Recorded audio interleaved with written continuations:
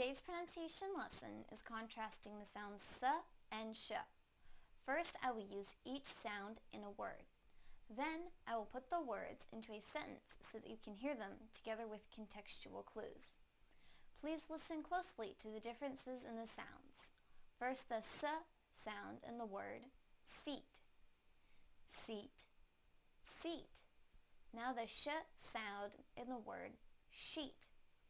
Sheet. Sheet. Now I'll use them both in a sentence. Put a sheet on the seat. Put a sheet on the seat.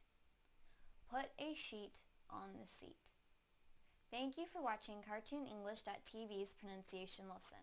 Come visit our website for free lessons, games, and chat. Bye!